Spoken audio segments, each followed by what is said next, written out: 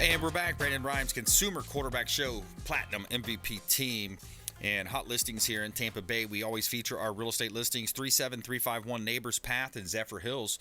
This is one of our properties that we have in northern Tampa Bay. This is Pasco County, beautiful property here. 3,500 square feet, mother-in-law suite, 1.2 acre lot. Large yard, stone countertops, tile flooring, updated kitchen, stainless steel appliances, 6 bedrooms, 4.5 bath.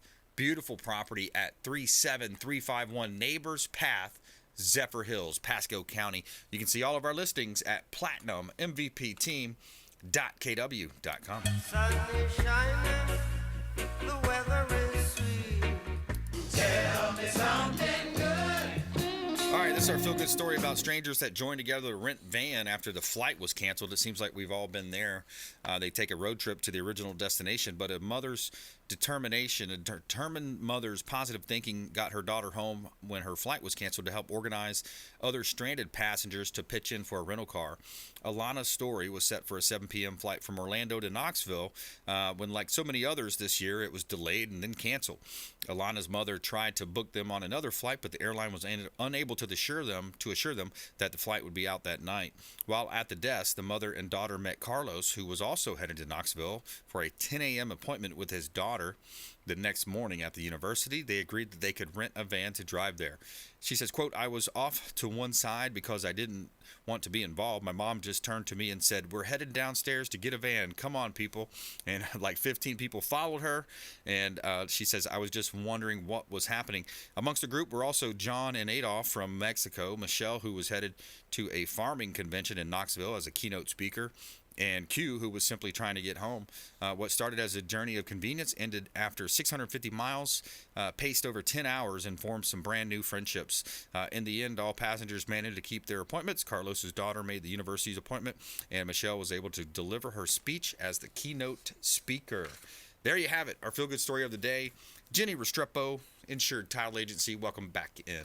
Hi, Brandon. Thanks for having me again. Yeah, my pleasure. What's new in your world? What are you seeing out there? Well, it's nothing new, but I'm seeing it more and more. Of course, I run all of our social media, and I'm always looking at the internet to see what's new in title news. And title fraud back around in the news again, and there's not really a lot of improvement to these stories. And this one was something new that I'd never heard of, and so in that situation, I'm like, great, they're getting even more creative. This time, it was a Pasco County homeowner. She owned a home that she was renting, and she put it in the name of a corporation. So she had the on title was her corporation. She had it rented out. She had tenants in the property. Well, another gentleman came in. He filed paperwork with the state to remove her from the corporation and insert himself. Oh. Then wanted to list the property and sell it. Wow. And the property was actually under contract to be sold without the original owner knowing anything about it. And it was actually the title company on that deal that there was some sort of unpaid lien. When they called the lien holder actually knew the rightful owner, contacted the rightful owner, and the house was not sold. But the woman who originally owned it had to file what they call a quiet title suit, which essentially freezes the title and anything from happening with it until the judge is able to make a determination. So the quiet title does put a stop to any sale, to pulling a mortgage. So it does kind of stop things in its tracks, but it still has to go through the entire court system. In order to be resolved, and then the burden is on the original homeowner to prove that she is the rightful owner. What a headache. What a pain in the butt. It's totally a pain in the butt, because it then becomes the burden of the homeowner who didn't do anything wrong, who's now basically been a victim of a crime. But the silver lining in this story is I was happy to read in the Tampa Bay Times that the man who perpetrated this crime was arrested, is being charged. Because oftentimes that's the other thing is all these things happen, and then since we don't have a standard operating procedure for how to prosecute title theft, the criminals are either not caught, they're not prosecuted, or they haven't committed a large enough theft for the authorities to even really care. And then the homeowner obviously has to take on the burden of hiring the attorney for the quiet title and waiting out the process. Luckily, this wasn't this woman's homesteaded property, but she did have tenants that had been living in the property since she had purchased it who would have been basically evicted. Yeah, because they didn't have any notice probably, because it surprised everybody. I'm surprised that you were able to list a house and get it under contract with no showings or anything, but it happens. Obviously, this man was 100% profit, and so the thing to consider in these situations is the SunBiz, which is the division of corporations that is in charge of the paperwork of your corporation. They are not double checking things. Right. They are not researching things. They do not have a charge to make sure that something is accurate or correct. And so these things can happen all the time, and no one is really checking up on that. I guess it's definitely a loophole in our laws that I could go in and take over your corporation and if I simply file the right papers and pay the right money. Yeah. It's done. Oh, I've done it before. On paper, where you change an officer or whatever, you change a couple things around. You just, like you said, file the paperwork, make sure it's recorded, and then now you've made that change and pay the fee. It's pretty crazy stuff. We're talking with Jennie Restrepo here on the Consumer Quarterback Show. Insured Title Agency is her company here locally. They've got multiple offices in the Bay Area. They handle real estate closings and do a great job on that. And that's part of the real estate process that we all look forward to is getting, from that origination of the file and getting through inspections, getting through the appraisals, and then finally getting to close. So it's such an important part of the process. But what a great story, Jennie. That's interesting because they found out luckily, I guess there was a lien somewhere that kind of muddied the water a little bit. It prompted a phone call. The buyer, the lien holder, I guess, knew the original lien, the person that had the lien on them, and said, hey, wait, who's selling this? That's not them. Right. Wow. That was it. But the title company would have done everything correctly by following the paperwork in the system. They would have said, here's the corporation on the deed. Who is the person on the corporation? This gentleman's name was on the corporation. Everything was filed through SunBiz. So technically, the title company could have closed this file having done nothing wrong because they were only following the paper trail. Wow. And everything was filed and in the system in the correct place. Yeah. And so this gentleman also, he recorded a deed titling the home. Once he took over the corporation, then he titled the house to himself. Wow.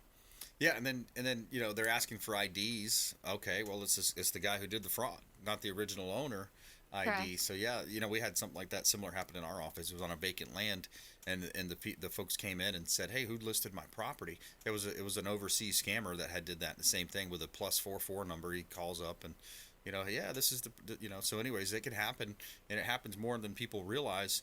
What's the solution, Jennie? What do we need to do? Is it something in Tallahassee needs to be done? What? Definitely something in Tallahassee can be done to put a procedure in place for prosecuting title theft.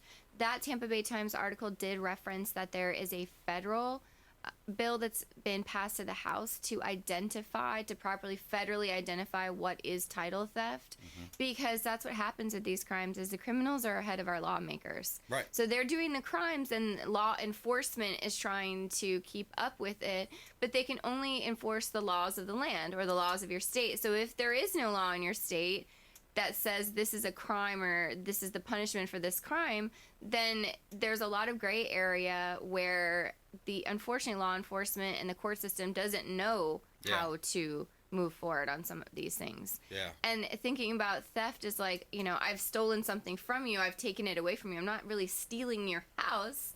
I'm just stealing your equity and your rights to be able to own the property and sell it, but the house stands. So it is something that our lawmakers need to get ahead of because it is becoming more and more prevalent, and consumers need to be aware that there is not a double check system in place, not with the clerk of the court, not with SunBiz, the division of corporations, and everything is done electronically now. So somebody doesn't even have to be as brazen as to walk into an official building and hand in a piece of paper. It's all done online. Yeah. One of the biggest things that you can do is look up your own title.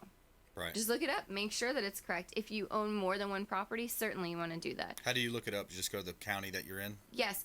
I would say follow us on Facebook. It's at Insured Title Agency. I am constantly posting these articles. I just posted something on our Instagram, which is also at Insured Title Agency, how to look up your title.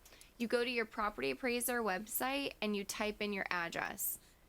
Then you can see exactly who is the name. The name that comes up, that is the name that the clerk of the court considers on title.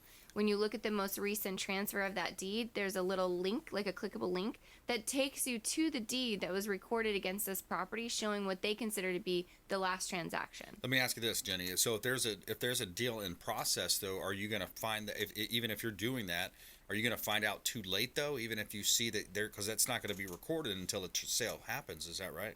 Well, if you, whenever you bought your home or when I bought my home, the deed that transferred the ownership of my home to me was recorded at that time. Right. So now if somebody else is coming in and trying to sell it, you can't sell my house just like I can't sell your house. So if you're trying to do things legally through a title company, then if Brandon Rhymes walks in and says, I want to sell Jennie Restrepo's house, and your name is not on it, we're going to say, well, where's Jennie Restrepo? You can't sell this. Right. So part of that process is recording a deed that changes my house into your name. So the other way, this is what Matt Cox did, who was on American Greed, right? He would record a satisfaction of mortgage, though. Correct. Matt would, but he would also, he would record fake deeds. Straw buyers. In fake names. Yeah. He would actually make up completely fake people. Yeah. And get legit social security numbers. Wow. So that was on a little bit of a higher level. But this article, and like I said, you can read it on our Facebook page, or it's a Tampa Bay Times article, said that this man thought that he was not committing a crime. He said that he contacted the Division of Corporations and was told that any corporation that had been inactive for a year, you could take it over as long as you paid the back fees. No. So I guess this woman had not paid her filing fees for that year. And allegedly, he thought he wasn't doing anything wrong. That you could take over the corporation and then take over any assets of the corporation. Yeah, he knew what he was doing. I don't buy that. That happened to, and again in the article it says it happened to someone else where that was $21 million worth of property. Wow. Yes. That's interesting. So, your question, what can consumers do or homeowners do in order to protect yourselves? Well, here I know for a fact in the greater Tampa Bay area, Pasco, Pinellas, and Hillsborough have a free service called Property Fraud Alert, where you can register your information. You just put your name in, and then when anything gets recorded with the clerk of the court in your name, you will get a notification. Okay. That's a great idea. Almost like doing a Google alert. Correct. You can do a Google alert for your name or your company name or your show name. So go to the, say again, what's the way to do that? It's per county. So whatever county where you own the property, it's Property Fraud Alert for that county. If you Google all those things together, you should get to that website, or you can probably find it via the clerk of the court website for your county or the property appraiser site for your county. Because it's similar to identity theft. The identity theft, same thing, right? You have similar situations. They steal your identity. They, will run up credit card debt, or they'll do all these nefarious things. Mm-hmm. By the time you find out, the onus is on you. And then it's a big headache. It's a lot of work. It's potentially attorneys that you're hiring. Yes. It's a foreclosure that you could be facing if it's, again, something on the property. Yes.